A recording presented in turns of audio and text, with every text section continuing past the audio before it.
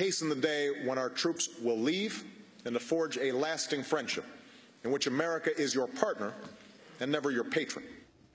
But that's not how some Afghan civilians view the troop buildup. Here's an excerpt of some voices from Afghanistan, courtesy of Brave New Foundation's Rethink Afghanistan project. Stop this war. And if they really want to help our people, we don't need more soldiers. We want calmness so that people are at peace and security, brother. Do you understand? The Americans came to keep peace for us. Is this called peace, to drop bombs on people's homes? Is this called peace, to kill their innocent children? Is this called peace, to leave people weeping and mourning? We have war since 30 years. Afghan ordinary people said it is enough. I would like him to reconsider his policies towards Afghanistan, stop thinking militarization of the whole process in the country. I like to say to him, listen to the Afghan people. A sampling of Afghan voices opposed to the escalation back in the United States as protests are planned in cities across the country today. I'm joined now from Washington, D.C. by Ohio Congressman Dennis Kucinich. He opposes the troop buildup in Afghanistan. Welcome to Democracy Now! Congressmember Kucinich represents the Cleveland area. Your response to President Obama's West Point address? First, I'd like to respond to the voices of the Afghan people. It's very clear they don't want to be saved by us. They want to be saved from us. And President Obama's escalation of the war, sending an additional 30,000 troops, will bring, as you pointed out, the total strength to about 100,000. That's $100 billion a year. That doesn't even include the private contractors we'll be paying for, which adds it to about $160 billion a year. It really begs the question about whether the nation building that we seek to do in Afghanistan would be better directed to rebuilding America, to creating jobs here, to rebuilding bridges here instead of blowing them up in Afghanistan. I think our priorities are misplaced, and I think that all those who really support this president, who really like him, and I like him, need to challenge him on this, because we can't just let this go by the boards because we may happen to have some sympathetic feelings for the difficult task that he's undertaken as President of the United States. Congressman Kucinich, can you talk about the level of opposition in Congress right now and explain what Congressman Obie has been talking about, the war tax? Well, first of all, we'll have to, it'll remain to be seen what the level of opposition is in the Congress, and I want to point out why. On October 8, 2009, the Congress of the United States passed a bill that authorizes the expenditure of $130 billion for the wars in Iraq and Afghanistan. The House actually preceded the President in making a statement about support for the war. Unfortunately, that bill was supported by all but 15 members of my own party. So we'll have to see whether or not Congress will take a stand against spending more money for this war, whether it's an appropriation bill or a supplemental bill. Now, with respect to Congressman Obie and the proposal for a war tax, we're already paying a war tax. A substantial amount of the tax dollars that Americans pay today go for paying for wars, and we don't need to pay more. The point is well taken, and that is that we're already paying more for war. We're already spending more for a military buildup than any nation. As a matter of fact, than all nations of the world put together. We're in 130 countries.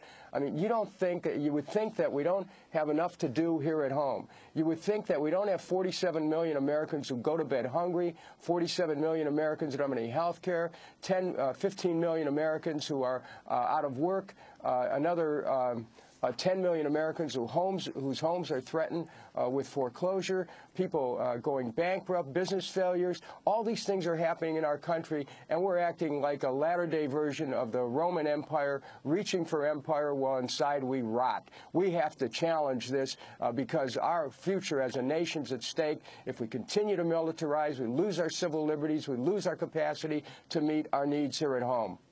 Here's what the president said about the cost of war, Congressman Kucinich. Quote, All told, by the time I took office, the cost of the wars in Iraq and Afghanistan approached $1 trillion. Going forward, I'm committed to addressing these costs openly and honestly. Our new approach in Afghanistan is likely to cost us roughly $30 billion for the military this year, and I'll work closely with Congress to address these costs as we work to bring down our deficit. Your response? We're borrowing money right now to be able to prosecute wars in Iraq and Afghanistan. The United States is going deeper and deeper into debt. We borrowed money, or printed money, as the Fed may have it, to help finance $13 trillion in bailouts for Wall Street. You know, we have money for Wall Street and money for war, but we don't have money for work. We have money for Wall Street and money for war, but we don't have money for health care. We have to start asking ourselves, why is it that war is a priority, but the basic needs of the people of this country are not? And how are we getting the money to pay for the war? We're borrowing it. We're going deeper into debt. We're mortgaging our future. We're creating conditions where we'll become less democratic because we can't meet the most essential needs of our people. This needs to be challenged, and it needs to be challenged in a forthright way. And it can be challenged without making President Obama the issue. The issue is the war. The issue is America's reach for empire. The issue is our inability to meet the needs of people here at home. Congressman Kucinich, last night President Obama said, "I make this decision because I'm convinced our security is at stake in Afghanistan and Pakistan." He said this is the epicenter of violent extremism practiced by al-Qaeda. It is from here that we were attacked on 9/11, and it is from here that new attacks are being plotted as I speak. President Obama went on to say, this is no idle danger, no hypothetical threat. In the last few months alone, we've apprehended extremists within our borders who were sent here from the border region of Afghanistan and Pakistan to commit new acts of terror. Do you know who he's talking about?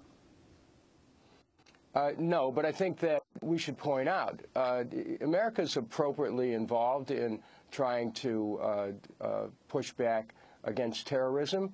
Anti-terrorism takes many different poses. One of them is certainly intelligence gathering, cooperation with other nations, police work. Those are all legitimate things to do. However, what's happening is that al-Qaeda and its global jihadist agenda is being conflated with the Taliban, which are essentially a homegrown resistance that has been strengthened by the U.S. occupation.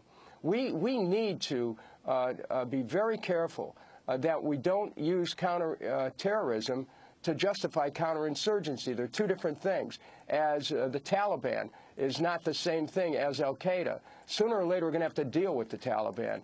But the Taliban isn't sponsoring global terrorism, and the suggestion of that is just not true.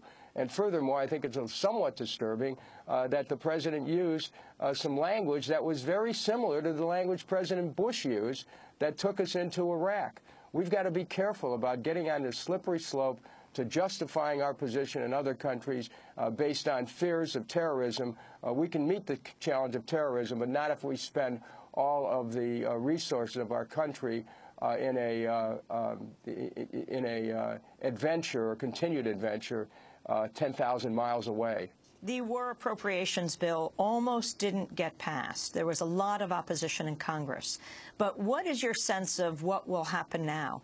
I think that in the corporate media and the mainstream media, there is little dissent. We just had FAIR on, Fairness and Accuracy in Reporting, who looked at the last 10 months of op-ed pages of the New York Times and the Washington Post. With 59% questioning the war, it was something like 12 to 13% on those pages. Do you find actually on the media, I've seen you yesterday, I bumped into you, you were headed into Fox in Washington, D.C., that you are making more common cause with those in the right who are actually saying that the struggle is here at home and that we shouldn't be in Afghanistan spending this money? The answer to that is yes, and I think that we need to look for common cause with people with whom we may have a different way of looking at the world. I mean, I cite as an example Congressman Rohrabacher from California. Another example, Congressman Duncan, Congressman Chaffetz from Arizona. They're all challenging the war. The Cato